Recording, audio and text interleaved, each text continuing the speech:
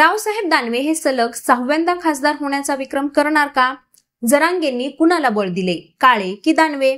या सगळ्या प्रश्नांची उत्तरं आपल्याला 4 जूनला समजणारच आहेत. पण यंदाच्या लोकसभा निवडणुकीत मराठा आणि ओबीसी मतांची विभागणी होणार हे निश्चित मानले जाते. त्यामुळेच निकालात मोठी उलथापालथ होण्याचा अंदाज आहे. आणि म्हणूनच जालन्यात दानवेंना धक्का की गुलाल पक्का याकडे आता सगळ्यांचंच लक्ष लागलंय. काँग्रेसचे ज्येष्ठ नेते कल्याण काळे यांच्या विरोधात रावसाहेब दानवे हे निवडणुकीच्या रिंगणात आहेत. दानवेंनी 2009च्या लोकसभा निवडणुकीत काळेंचा 8482 मतांनी पराभव केला होता. 2 वेळा आमदार राहिलेल्या 61 वर्षीय काळेंना त्यानंतर झालेल्या विधानसभा निवडणुकीत सुद्धा पराभवाला सामोरं जावं लागलं होतं. तर 3 टर्म वगळता भाजप 1977 पासून जालना मतदारसंघात प्रतिनिधित्व करते. वादग्रस्त विधानांसाठी ओळखले जाणारे रावसाहेब दानवे यांनी 1999 पासून सलग 5 वेळेस या मतदारसंघाचं प्रतिनिधित्व केले. तर 2014 पासून त्यांचा केंद्रीय मंत्रिमंडळात सुद्धा 2 वेळेस समावेश करण्यात आलाय. आता पाहूयात या मतदारसंघात भाजपची असणारी ताकद आणि दानवेंची असणारी तळागाळातील कामं.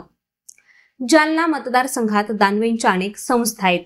याशिवाय इथल्या मतदारांचा दानवेंवरती केलेल्या कामावर, याशिवाय तळागाळातील जनतेशी असलेला त्यांचा संबंध आणि मोदींच्या नावावरती प्रचंड विश्वास आहे. 2014 मध्ये केंद्रात एनडीएचं सरकार आल्यानंतर त्यांनी जालन्यासाठीच नाही तर मराठवाड्यातही अनेक विकास कामं केलीत. यात प्रामुख्याने लातूरमध्ये रेल्वे कोच फॅक्टरी, रेल्वे लाईनचं विद्युतीकरण, जालन्यात ड्रायपोर्ट, रेल्वे पीट लाईन या व्यतिरिक्त रस्ते कामं इत्यादी कामांचा पाढा इथले मतदार वाचून दाखवतात.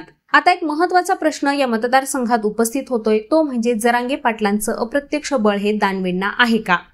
कारण साधारण 8 महिन्यांपूर्वी मराठा आरक्षणासाठी अंतरवाली सराटीतून सुरू झालेल्या आंदोलनाची नोंद ही महाराष्ट्रासह अख्ख्या देशाने घेतली होती.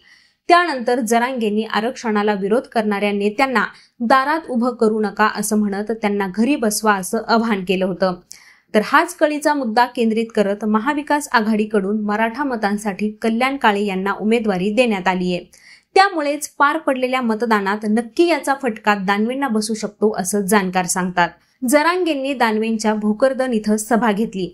मात्र या सभेत जरांगेंनी दानवेंविरोधात एकही चकार शब्द काढला नाही. त्यामुळे जरांगेंचा अप्रत्यक्ष पाठिंबा दानवेंना असल्याचं बोललं जातंय. याशिवाय पुढचा मुद्दा म्हणजे या मतदारसंघातील जातीय समीकरणं सुद्धा सगळ्यात महत्वाची आहेत. एकीकडे मराठा मतांमध्ये विभाजन झाल्यामुळे याचा फटका दानवेंना आणि काही प्रमाणात कल्याण काळे यांना बसू शकतो. केंद्रीय मंत्री गेल्या 2 निवडणुकांमध्ये 55% जास्त मतांनी विजयी झालेत. मात्र यावेळी दानवे आणि काळे हे दोघंही मराठा उमेदवार आमने सामने आहेत आणि त्यामुळेच जातीय समीकरण हे विजयात मोठी भूमिका निभावणार आहे. त्यात मराठा आंदोलनाचे कार्यकर्ते आणि सरपंच मंगेश साबळे यांच्यासह वंचितचे भाकर बकले हे सुद्धा निवडणुकीच्या मैदानात आहेत. त्यामुळे धनगर आणि मराठा इत्यादी मतांचं विभाजन होणार आहे. तर एकूणच काय तर जालन्यातील सर्वच पक्ष हे जातीपातीच्या जाळ्यात अडकलेले दिसून येत आहेत. 2019 मध्ये झालेल्या लोकसभा निवडणुकीत जालना मतदारसंघात तिरंगी लढत पार पडली होती आणि त्याही वेळेस रावसाहेब दानवे यांनीच बाजी मारली. या निवडणुकीत 64.50% मतदान पार पडलं होतं. तर या मतदारसंघात 2014च्या तुलनेत 2% मतदान कमी झालं होतं. भाजपचे रावसाहेब दानवे, काँग्रेसचे विलास अवताडे आणि वंचित बहुजन आघाडीचे शरदचंद्र वानखेडे यांच्यात ही तिरंगी लढत पार पडली होती. या निवडणुकीत दानवेंना तब्बल 6,98,019 एवढी मतं मिळाली होती. तर अवताडेंना 3,65,204 मतं मिळाली होती. म्हणजेच दानवे हे 3,32,815 एवढ्या मतांच्या फरकाने विजयी झाले होते. आता मंडळी, याबद्दल तुम्हाला काय वाटतं ते आम्हाला कॉमेंट करून नक्की सांगा. तसंच यांसारखंच प्रत्येक मतदारसंघाचं अभ्यासपूर्ण विश्लेषण जाणून घेण्यासाठी लेट्सअप मराठीला सर्व सोशल मीडिया हँडलवरती फॉलो करायला विसरू नका आणि पाहत रहा लेट्सअप मराठी.